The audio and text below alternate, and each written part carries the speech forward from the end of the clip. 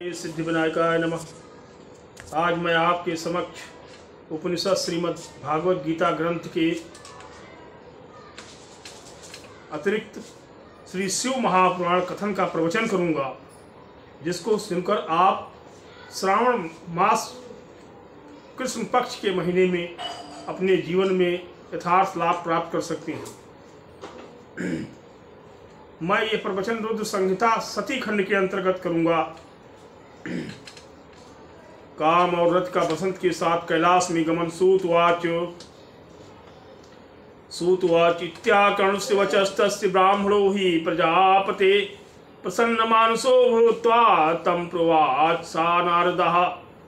सूत जी बोले कि इस प्रकार प्रजापति ब्रह्मा का वचन सुनकर प्रसन्न हुए। नारद जी पुनः उनसे बोले, नारदवाच ब्रह्मान् विधे महाभाग विष्णु शिष्य महामते धन्यस्तुम शिव भक्तो हि पर तत्वोपदर्शकः। श्रावितासु कथा दिव्या शिव भक्ति विवर्धिनी अरुन्धत्यास्तथा तस्याः स्वरूपायाः परे भवे। इदानीं ब्रूहि धर्मज्ञ पवित्रं चरितं परं शिवस्य पर पापघ्नं मंगलप्रदमुत्तमम् गृहीत तारे कामे च दृष्टे तेष गतेश्च संध्यायां किं तपस्तप्तुं गतायां भवत्ततः। नारद जी ने कहा कि हे ब्रह्मांड, हे विधे, हे महाभाग, हे विष्णु शिष्य, हे महामते, परतत्व के प्रकाशक आप शिव भक्त धन्य हो।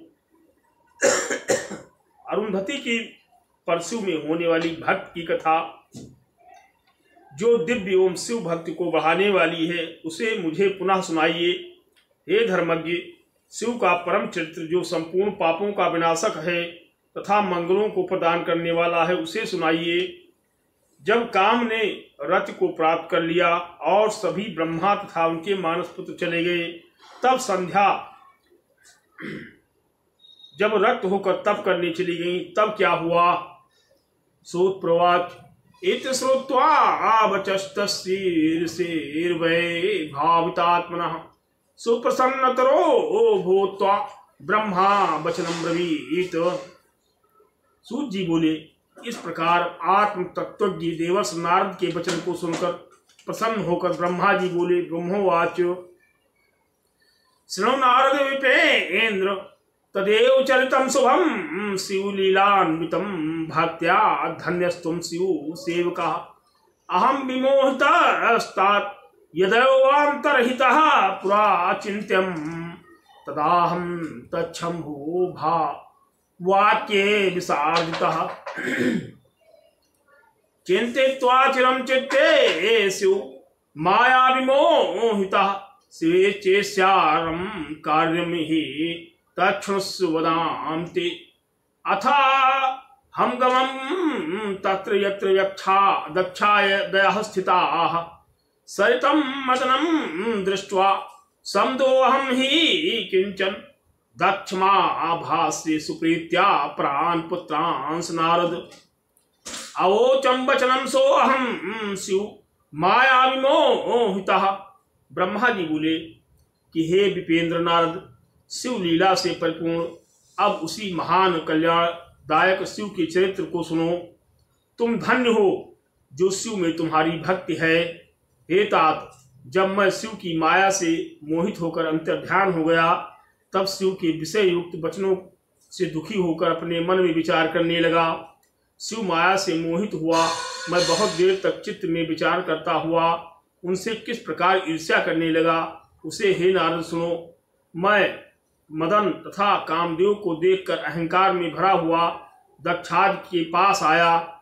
दक्ष से तथा अपने अन्य मानस पुत्रों से प्रेरित पूर्वक कुशल प्रसन्नादि के अनंतर शिव माया से मोहित हुआ मैं इस प्रकार कहने लगा। ब्रह्मोवाच हे दक्ष, हे मरीच्याद्याः सुताः शृणुतो मद्वचः श्रुतोपायं विधेयं हि मम कष्टापुनः ते कांताविलासमात्रं मे दृष्ट्वा संभुर्गर्हे यत् मां चायुष्मान महायोगी धिक्कारं कृतवान् बहु तेन दुःखाभितप्तो अहं लभे अहं सर्वना क्वचित् यथा गृह्णातु कान्तं सा यत्नः कार्यों हि यथा गृह्णातु कान्तं सा सुखी यस्यां दुःखवर्जितः दुर्लभम चातु कामों में परम मन्ये विचारतः।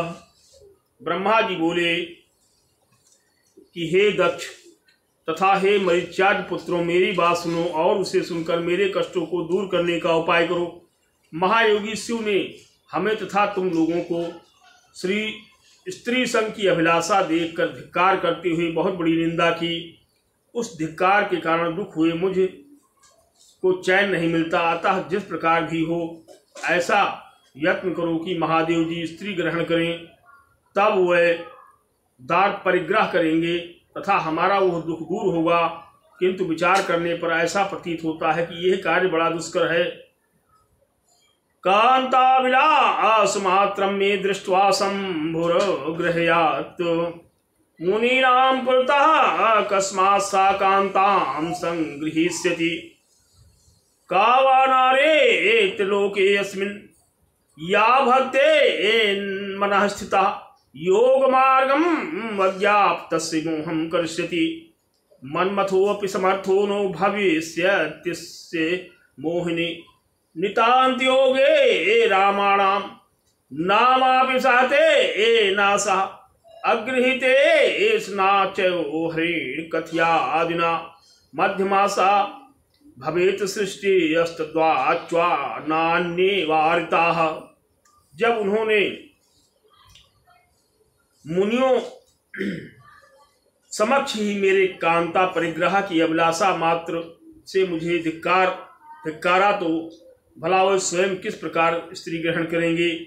इस त्रिलोकी में कौन सी ऐसी स्त्री है जो शिव का सर्वथा तन्मय होकर ध्यान करती है तथा जो उनको योगमार्ग से हटाकर उनको मोह में डाल सकती है।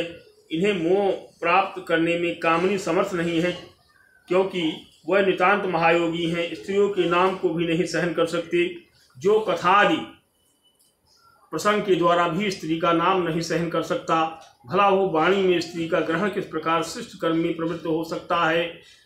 भूय केचित् भविष्यन्ति माया बद्धा महासुराः बद्धा केचिद्धुरेर्नूनं केचित् शम्भो रूपायतः संसार विमुखे शम्भो तथैकान्तर विरागिणी अस्माहते नाकमान्यत् कस्यचित् संशयः इत्युक्त्वा तनयामस्याहं दक्षादीन् सुनिरीक्ष्य च सरितं मदनं तत्र सानन्दमगधं ततः। हम पृथ्वी पर बड़े बड़े देवता भी माया के बंधन में पड़े हुए हैं, जो इससे बचे हुए विष्णु के बंधन में बंधे हुए हैं, और कुछ शंभु के उपायों से आबद्ध हैं। सर्वथा व्यक्त संसार से विमुख सदाशिव के अतिरिक्त और कौन है जो ऐसा दुष्कर कार्य कर सके। इस प्रकार दक्षाद अपने पुत्रों की ओर देखते हुए मैंने ऐसा कहा। पुनः रथ युक्त महा कामदेव को देख आनंद से भरकर उनसे कहा। ब्रह्मवाच मत पुत्र वरम कामम त्वं सर्वथा सुखदायकः मद्वचः श्रृणु सुप्रीत्या स्वपत्न्या पितृवत्सलः अनया सहचारिण्या राजसे त्वं मनो भव ऐसा च भवता पत्या युक्ता संशोभते भृशं यथा स्त्रिया हृषिकेशो हरिणाशा यथा रमा क्षणदा विधुना युक्ता तथा युक्तो यथा विधु तथैवयोः शोभा दाम्पत्यं च पुरस्कृतम् अतस्त्वं जगतः केतुर्भविष्यसि। ब्रह्मा जी बोले कि सर्वथा सबको सुख देने वाले मेरे श्रेष्ठ पुत्र, हे पितृवत्सल राम, तुम अपनी पत्नी रति के सहित प्रसन्नता से मेरी बात सुनो। हे मनोभव, तुम अपनी सहचारी स्त्री के साथ जिस प्रकार शोभा पर पा रहे हो, उसी प्रकार ये भी तुम्हें पति प्राप्त करके शोभा पा रही हैं। जिस प्रकार महालक्ष्मी से भगवान विष्णु तथा विष्णु से महालक्ष्मी एवं जिस प्रकार रात्रि से चंद्रमा तथा चंद्रमा से रात्रि की शोभा होती है, उसी प्रकार तुम लोगों का दाम्पत्य एक दूसरे से शोभित हो रहा है। इसलिए तुम इस जगत के जीतने वाले विश्व केतु होंगे।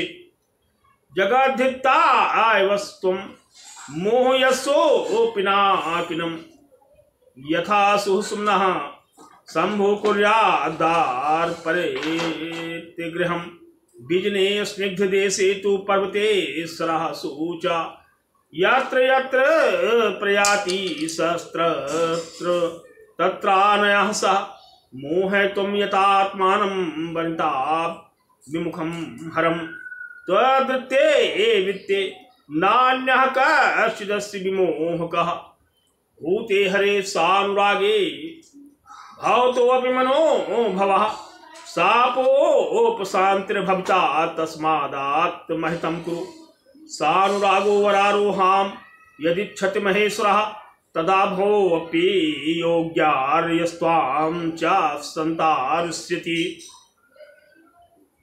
तस्माज्जायादित्यस्त्वं यतस्व हरमोहने विश्वस्य भवकेतुस्त्वं मोहित्वा महेश्वरम्।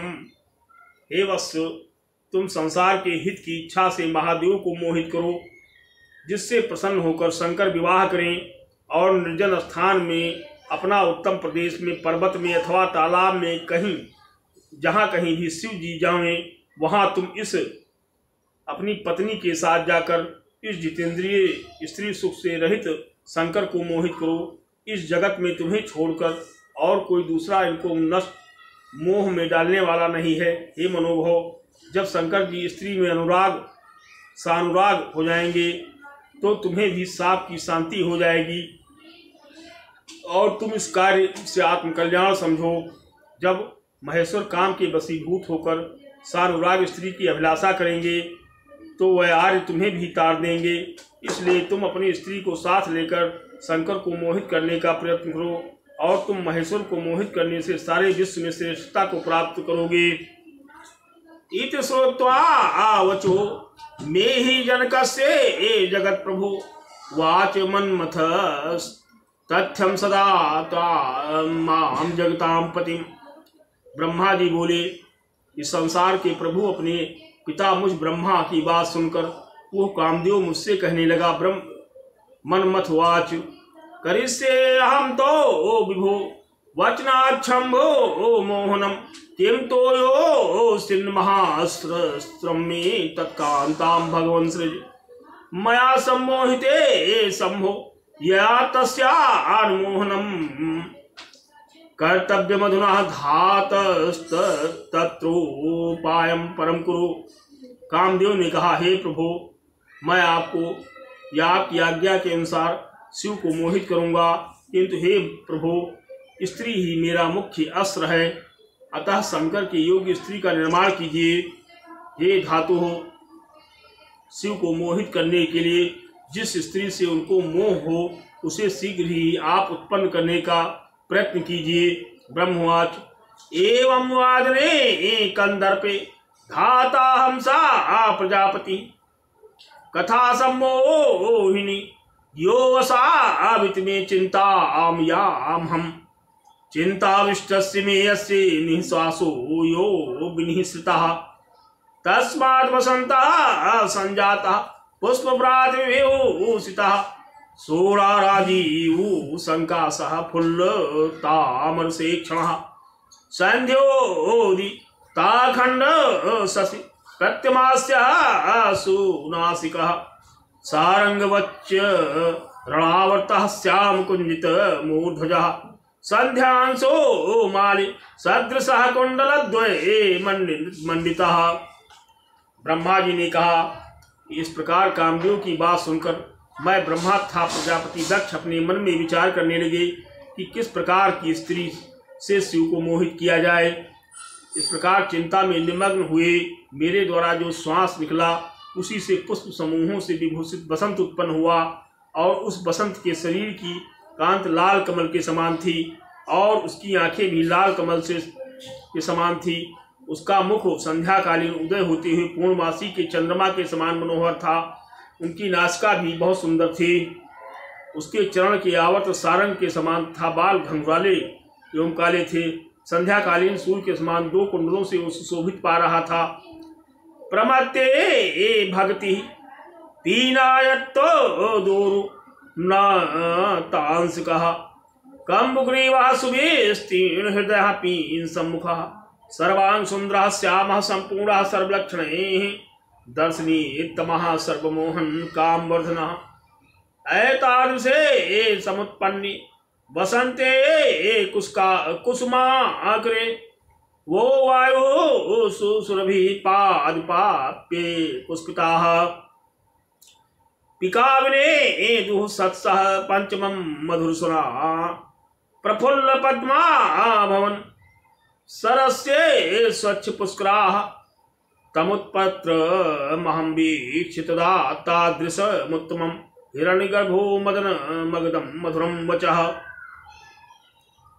मतवाले हाथी के समान उसकी चाल थी। उसकी दोनों भुजाएं अत्यंत लंबी था, मोटी भी थी। कंधा अत्यंत उन्नत था। ग्रीवा संघ के समान मनोहर, हृदय अत्यंत चौड़ा था, विशाल था। वह श्याम वर्ण तथा संपूर्ण लक्षणों से लक्षित होने के कारण सर्वांग सुंदर प्रतीत हो रहा था। वो सबको मोहित करने वाला, काम को बढ़ाने वाला तथा अत्यंत दर्शनीय था। इस प्रकार पुष्प गुच्छों से सुशोभित वसंत के उत्पन्न होते ही सुगंधित वायु चलने लगा और वृक्ष फूलों से लद गए। सैकड़ों कोयल मधुर तथा पंचम स्वर में बोलने लगे। इस प्रकार रावण संपन्न कामदेव को देखकर मैं ब्रह्मा उससे मधुर शब्दों में कहा।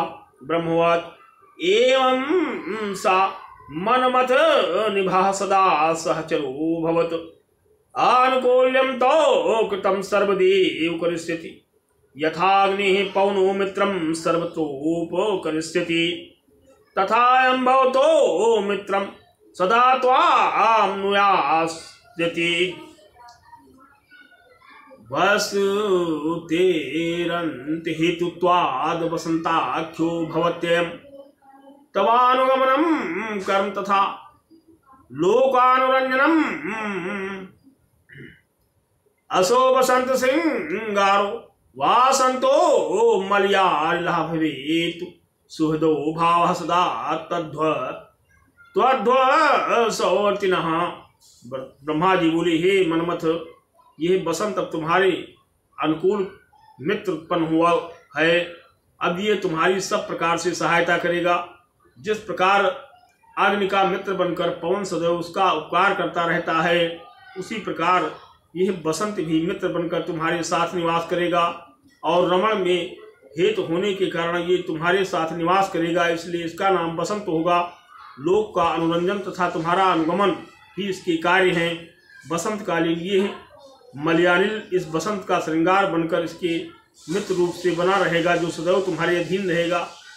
रेफो का आद्यास तथा हावाश्चतो खाष्टिकलाशतः रत्न्याः कुर्वन्तु सौहृदं सुहृदस्ते तथा तो ऐभिः सहचरैः कामं बसंत प्रमुखैर्भवान् मोहयस्सु महारे एवं रत्या सह महोदितः अहं तां कामनीं तां तात भावस्यां यत्नतः मनसः सुविचार एवं याहरं मोहिष्यति।